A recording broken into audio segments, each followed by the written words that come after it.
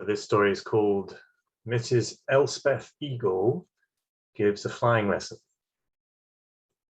Mrs. Elspeth Eagle settled herself closer to the edge of her eyrie, and ruffling her plumage a little, she let out a long, piercing shriek.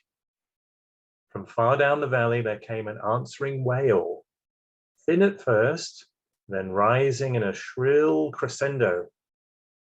Mrs. Elspeth nodded comfortably at two fat little eaglets behind her and remarked, "Here comes father at last." She shaded her eyes with one wing, the better to watch, for the sunset had transformed the crags before her to a fiery red, and she blinked a little. Jerry and Perry Eaglet stirred uneasily. "I suppose," said Jerry in a small squeak, "father will want to know if we've learnt to fly yet." "Yes," piped Perry nervously, "and if we've managed that loop the loop," and they nestled closer together for comfort.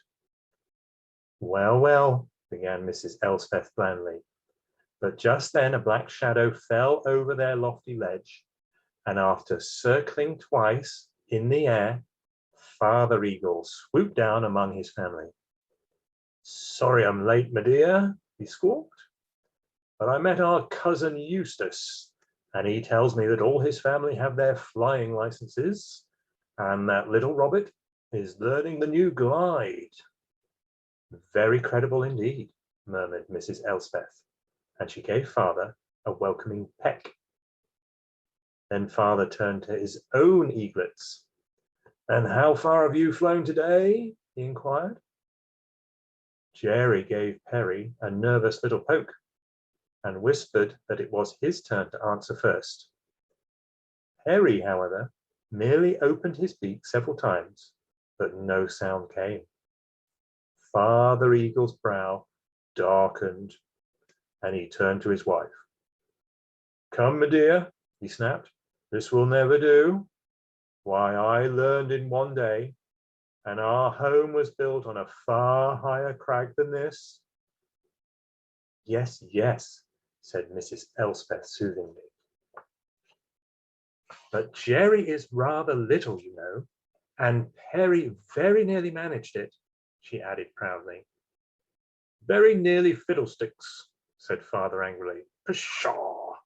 They must both fly by tomorrow, or I shall be forced to knock the nest from under them, which is really far the best method, I think, and one by which both my young sisters learned."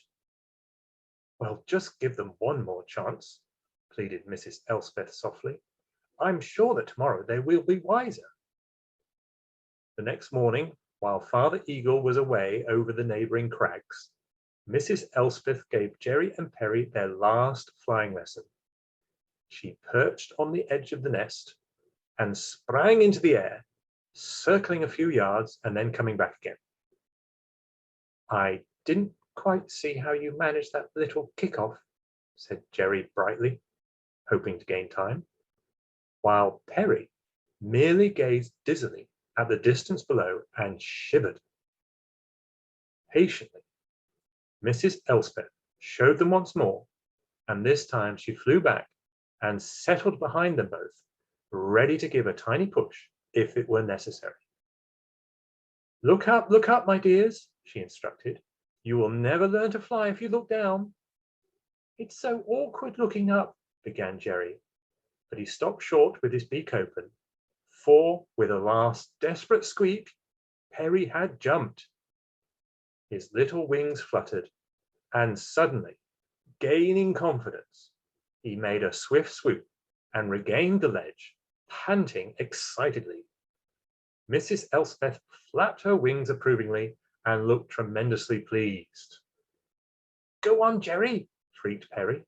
"It's a beautiful feeling." This encouraged.